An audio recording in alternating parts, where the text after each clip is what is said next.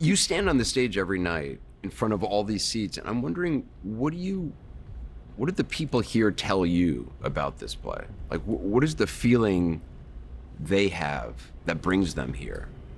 The things that that I get to say, which were Edward R. Murrow's words.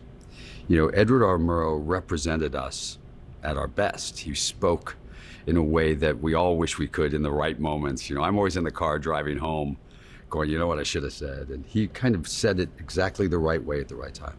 And you can feel everybody move forward in their chairs. You can, by the end, this whole front row is just weeping. They're just bawling. I think they feel that they wanted a place and to be in a room together where they could hear and talk about who we are at our best. You've had people, Sure, we've we've had breakout protests Sure. in the audience. Sure, a couple, and for both sides. We've had them yell, resist, and stand up and scream, and we've had them stand up and yell on the other side. That's okay. You know, Do you change anything? Do you respond to that? I have responded at times, but only in character. Only You respond as Edward R. Murrow. Sure. You'll just say, well, you know, as a reporter, I've covered protests.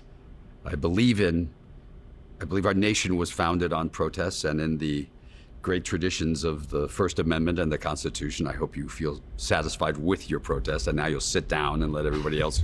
Does that work? It does, I think, kind of. I think people wanted to get their. I think they want to make their point, and I think that at times, particularly when it's against what we're trying to say, it's hard to really argue against speaking truth to power because it cuts both ways. You know, The left and right. That's what I mean. Both want to speak truth to power. and both of the powers don't really want to be challenged all that often. You know, I mean, I've been friends with many presidents who don't love getting, called constantly on the carpet, and so it cuts both ways, speaking truth to power. It does, to the times we're in, though. Is what happened to Murrow, though, a cautionary tale? You know, he gambled his reputation on telling the truth, and he won in terms of telling the truth and had great success in it, but it did cost him. What do you think Murrow would think about what's happening at CBS News today? Well, I think it's an interesting question. You know, Bill Owen was here a couple of days before. Former executive producer of CBS who resigned. Who resigned. He was here a couple of days before he resigned. I said to him, remember, a lot of the men, the characters in this play are the people who started 60 Minutes. And they lost their job doing this, or they was greatly reduced. But it stands the test of time. And remember that losing your job is not the worst thing that can happen. The worst thing that can happen is that you let a moment in time and in history go without challenging it, a moment that needed to be challenged. I have friends who were on Nixon's enemies list. And I say to them, because Donald Trump tweets about everybody all the time, tweeted about me, and stuff. And I said, how did that make you feel? And they always say that they're so proud. They would be so ashamed if they weren't on that list. I want to be able to look at our kids and say, there was a moment in time when this was happening, and this is where I stood. Whether it worked or not, whether it was effective or not, at the very least, there was. It wasn't out of cowardice. I didn't shirk my responsibilities as a citizen of the United States. Early on in my career, I spent a lot of time going to societies that were falling apart. I was very interested in what happens when societies fall apart and collapse. What has surprised you the most in the last, or since this administration took power in this term, about sort of the dominoes that have fallen? Well, we've seen billionaires going to the inauguration. Yeah. A Netflix deal for Melania Trump for $40 million, which for a documentary is a lot of money for a documentary. Yeah. I'm anxious to see the documentary, though. I mean, the damage that's happening to places like USAID is, it's remarkable in its damage. It's going to be very hard to fix. I am surprised at how effective it's been against the universities, against the law firms, in the willingness to burn it all down. These are levers of power that have never been pulled before. Going after law firms is a new concept. It's a new Going concept. after universities like this, You look at the pillars of democracy, the checks and balances. How do you think the legislative branch, the judicial branch, and the fourth estate journalists are holding up under this? Well, sometimes good and sometimes not, right? The legislative branch right now is not doing a very good job, obviously. Judicial branch has done some pretty remarkable things. Elon Musk today said it's a disgusting abomination of a spending bill. Are you surprised that? Well, you're about to see some That's very. turned? This is going to be I mean, anyone who saw that from the beginning and didn't think it was going to get much, much worse later is, Kara Swisher put a clock on it. I forgot how many days she said it would be, but it's. You'd be, if you didn't think that was going to happen, then you've been taking some of the pills out of Elon Musk's pill box, because this was always going to have some problems, and I don't think Donald Trump liked sharing the spotlight, and I don't think Elon Musk, liked not having the power. So I don't know. We'll see. We'll see where. Do it you all think Trumpism lasts beyond this term? Don't think so. I think it'd be very hard to do it. Remember this: Donald Trump is a celebrity. That's what he is. I mean, he's got he has a star on Hollywood Boulevard. I don't have a star on Hollywood Boulevard. I'm not lobbying for one. I'm just saying. It seems like an oversight, by the way. What's going on? He's a celebrity, and he's the president of the United States, and so he has been elected, duly elected, fair deal. I'm not complaining about that. That's how it works. That's how this democracy works. But he's also a celebrity, and he is charming, and to the people who like him, they think he's funny. To a great many others, they don't. There's nobody else like that. He has a unique set of skills. He is his own entity. And so when he is finished, and he will be finished, they're going to have to go looking for someone who can deliver the message that he delivered with the same kind of charisma, and they don't have that. If you look at polling, though, on Democrats, I mean, they're not doing well. No, but that's now, and they shouldn't do well. Do you think the Democratic Party is lost right now? No, this is what happens when you get beaten, right? You lose, and everybody points fingers, and they point fingers at each other and themselves and the press and everybody else, and fair enough, that's what happens. And all you need is one. I mean, remember how in the weeds the Democratic Party was during the George Bush Jr. years, and then Barack Obama comes up, and all of a sudden everybody's joined together, and it's it heals very quickly. Right now, there's some navel gazing. Fair enough, there should be. There were some dumb mistakes made. This is a replica of Exactly. CBS News, which was, by the way, I just In learned Grand Central. from Scott Pelley. This was in Grand Central Station. Yeah, so we put the big window up in there. Yeah, it was just massive ceilings in there, and then they would do some recordings of music. That's why we put the band in there. My Aunt Rosemary used to sing over at CBS a lot, and then all these things have these slits down in the ground here, and the desks sort of slide in and out, and the lights come up and down, and so the sets move around a lot. How much of this is a tribute to your dad? A lot of it. I mean, when we wrote the movie in 2004 and 5, it's funny, originally we did this as a live television show. It was going to be a live TV show. And then there was the incident with Justin Timberlake and Janet Jackson and the nudity situation, and we got a call. We were in pre-production. You got bumped by. We got bumped by exposed... the exposed breast, and so we turned around and took out the commercials and wrote it as a movie. But my dad, when I was a kid, my dad would stand up on a chair like this, and he would do the speech that I start and close the show with, the box of lights and wire speech. He would do the Edward R. Murrow speech. Yeah, he would do the Edward R. Murrow speech. So this is a big.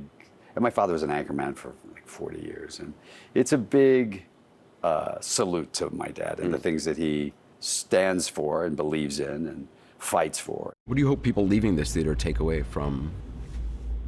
Well, I think it's always good to walk away reminding yourselves that we've been in tight spots before, and we got through it. If you were a newsman in 1954, you would have felt some heat. You personally would have felt some heat. And there would have been charges of you being a communist. If I was in a newsroom in 1950, I would be outed as a homosexual. That's exactly right. But it would have been just the same as a communist these elements of fear, what they're doing is not nearly as damaging as what we're doing to ourselves. It's when you act on fear, when you start going, well, I'm going to keep quiet, or I'm going to stay in the background, or I'm going to let this thing slide. The first time you let something slide because of fear, you've lost. And so we have to remember that. We have to remember who we are. We are not descended from fearful men, as Murrow says. We are not. We've taken on some of the biggest challenges in the world. Yeah, we took on the Nazis when we were the paper tiger and no one thought we could do anything. We've seen the face of evil and we've defeated it. We're not fearful, so we need to remind ourselves of that sometimes. There's a line in the play when Murrow says, "The terror is in this room." Mm-hmm. That's a line Murrow said. He actually said it. And the reason was because they were about to self-censor. And he said, then we have to go with the story. Not because he thought he wanted to go with the story yet. He wanted to wait. He thought he wanted to get more evidence. But then he realized that it was now they were coming after them. And if he didn't go after them, they would come after him. It's always better to be on your front foot than your back foot. I always tell kids, we gave tickets away to 2,000 kids to come here and watch it, which is pretty funny because they have no idea who any of these people are. All of our references are pretty old, and they're like, but they got it at the end. And the part of it that I keep going back to is challenge people with more power than you. Defend people with less power than you. If you do only that, you succeed. And it doesn't mean you're going to get everything right. It doesn't mean you're going to succeed all the time. But you will have been a success in life if you do that. Democrats got caught in this, as you've seen a lot of the coverage of like just trying to put blinders on about things that were going on in the election, and it's it ends up hurting you if you're not, able to challenge things. Do you have any regrets about the role you played in what happened during the election of speaking out? It's funny, I wasn't the source for, Jake has this book out. I was the source about that story of the fundraiser where I was at, but I'm not going to deny it was true. I'm just saying I wasn't the source. The story was that the president didn't recognize you, right? So I didn't. He got that from someone else, and then sort of asked me. So it's true. In fairness, I was told he had just come from Italy or from Europe, and he was tired, and fair enough. And we'd just seen him at the State of the Union, and everybody thought he was on cocaine, so he seemed like he was okay or doing all right. That was a surprise. The debate was more of a surprise, obviously. But that's not why I wrote. I wrote it when it became, after that, when suddenly the people around were saying, don't believe what you saw. Like we were just talking about with facts. And I was getting calls from senators and congressmen and governors, all who said what I wrote. They just didn't say it out loud. And I thought that was a mistake. I thought it was late. But I thought we had a chance, and I didn't think we had a chance otherwise. Obviously, we know the numbers would have been pretty bad. But I also don't there is this thing now of looking backwards in a way. I think the people around President Biden advised him poorly. I really do. I feel like that was a bad move on their part. Having said that, there's a guy who gave 55 years of service to his country. He was a loyal and faithful American. Who did an admirable job in everything he did. And I don't like that the one error in judgment at the end is somehow going to define him and make us be incredibly unkind to someone who had served his country so well, for so long. Given all the performance you gave, is there, just to end on, are there some lines of Murrow that stand out to you as having an impact on an audience? I'm not asking you to do Murrow, right? No. Murrow. But like, are there some lines in your head that resonate strongly, you think? I love when he says, we will not walk in fear one of another. We will not be driven by fear into an age of unreason if we dig deep in our history and our doctrine. Remember, we're not descended from fearful men. I love when he says, we must remember that accusation is not proof and that conviction depends upon evidence and due process of law. Because right now, as we're sitting here, we are contemplating not using due process of law. We are in fact not using due process of law and challenging it in the courts. And we're talking about they always say they're joking about, but they tend to joke about things out loud, getting rid of habeas corpus. You know, the things that are the foundation, the underpinning of our government. So I'm always proud when I get to say those lines, because those lines they age very well, those lines. They still hold up, you know. So, you know, here's what we do. This is a total bluff. We put this here, but these are all made of wood.